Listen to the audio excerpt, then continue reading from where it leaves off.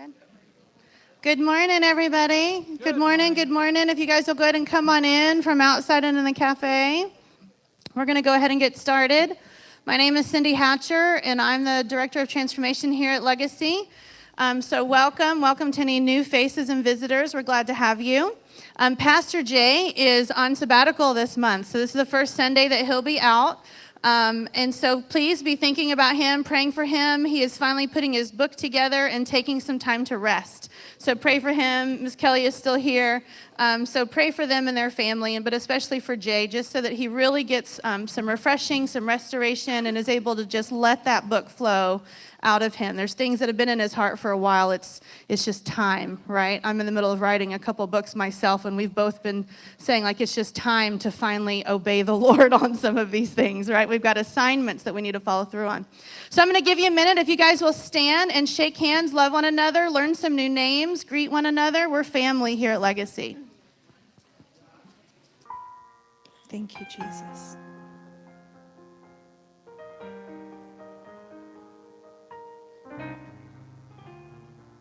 Thank you. All right.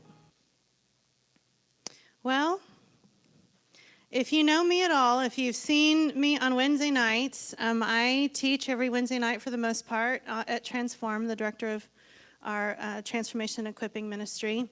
And we usually have a smaller crowd.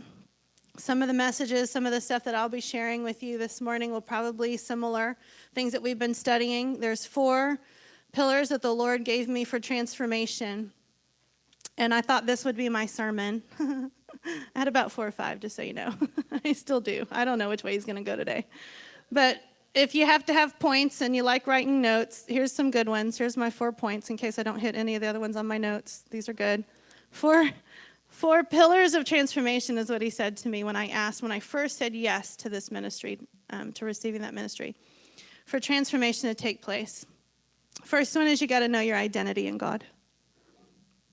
You've got to grow in your identity and to know who you are as a son or a daughter. The second is intimacy with God. To really grow in an intimate, secure, comfortable relationship with him. To know his heart for you. The third one is to have wholeness of heart. That your heart is whole, it's healed, it's maturing. We don't keep reacting, we respond like Jesus. That's a lifelong growth process. Okay? And then the fourth one is holiness of character. That we mature so much to the point that we really do look like Jesus. We mature, we grow up. We display the fruit of the Spirit. We walk that out. So there's 4 points for you. So in case I don't hit all of those later, you got at least a few 4 points you can walk away with.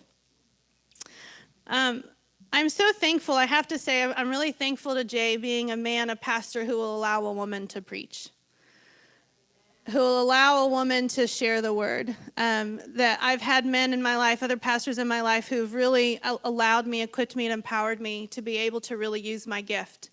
I've had others who say I shouldn't be, and I'm just too stubborn to listen to them because I heard God.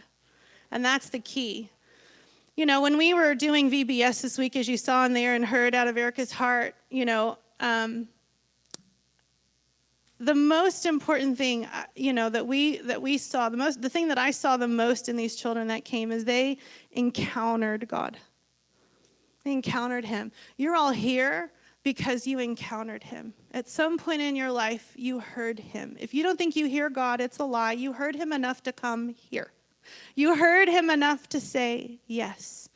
Okay? But learning how to really be in oneness with him, really walking out intimate relationship, him really growing in our identity in him, really letting our heart get healed up and cleaned up so that we walk and look and smell and act like Jesus all the time is the desire of the Father's heart. That is the whole point.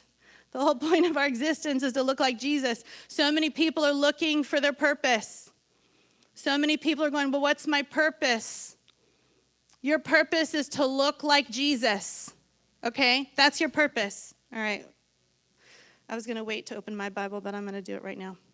I'm going to highlight to you, and I'm going to read. I like reading lots of different translations. My parallel Bible has the Amplified and the New American Standard. I grew up on the NIV and some of the King James, but I am loving the Message and the Passion Translation right now. So I'm going to read this little section out of you at the end here, and I'll probably reread it again later. But let's see, where is it? See, now I wasn't planning on it, but here we go.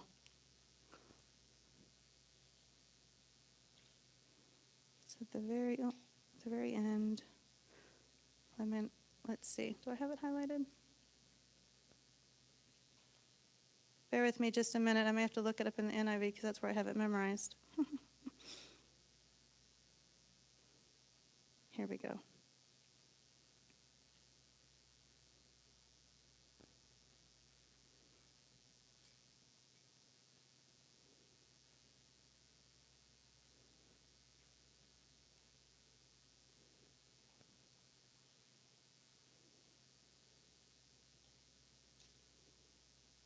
Okay, it's Romans 8, 29 and 30. So here's the NIV version. For those God foreknew, he also predestined to be conformed to the image of his Son, that he might be the firstborn among many brothers and sisters. And those he predestined, he also called. And those he called, he also justified. And those he justified, he also glorified. All right, I'm going to read it to you now in the Message. This actually starts with 26. Meanwhile, the moment we get tired in the waiting, God's Spirit is right alongside, helping us along. If we don't know how or what to pray, it doesn't matter. He does our praying in us and for us, making prayer out of our wordless sighs, our aching groans. He knows us far better than we know ourselves. He knows our pregnant condition and keeps us present before God. That's why we can be sure that in every detail in our lives of love for God is worked into something good. Starting verse 29 to 30 now. God knew that he knew what he was doing from the very beginning. He decided from the outset to shape the lives of those who love him along the same lines as the life of his Son. The Son stands first in the line of humanity he restored. Past tense. We see the original and intended shape of our lives there in him. After God made that decision of what his children should be like, he followed it up by calling people by name. He called you by name. And after he called them by name, he set them on a solid basis with himself. And then, after getting them established, already done, he stayed with them to the end, gloriously completing what he had begun. We've got to know that our purpose in life is to be like Jesus. In every way. We're going to do it a little bit differently, the way that we go about doing it. Some of you are going to do it in your prospective jobs, in different places. Your sphere of influence is going to be in different locations. I won't be able to minister to everybody in the 7 billion population of the world, right? Jay's not going to be able to do that. Like every single one of you has been giving a sphere of influence to impact. Each of you have people that you come across every single day, and you were designed to be Jesus. That is literally what the word Christian is supposed to be. It's an anointed one, a little anointed one, to be like him in every way, shape, or form. And so as I was spending time with those kids this week, the most precious thing to me is to be able to teach people how to encounter God. To be able to recognize his presence, to hear his voice, to know who he is for them. And not just in words, but encounter. A lot of times what we experience becomes our truth, but what we experience doesn't necessarily stand in truth. Let me give you an example. If every man I ever met was abusive and violent to me, I might think all men are abusive and violent. Because that's what I experienced. So it might become my truth. So when I actually encounter a good guy, I treat these women all the time. The minute I encounter a good guy, I don't know how to respond to them because that's not what I know. So I don't trust it. And I'll put up a guard and I'll go back to the same old because that's what I'm familiar with. Because it's what I've experienced. It's what I know, right? But if I'll let myself encounter the opposite from what I've experienced, it reveals to me there's something better, right? Do you hear what I'm saying? It allows me to go, wait, maybe what I thought was true really isn't true.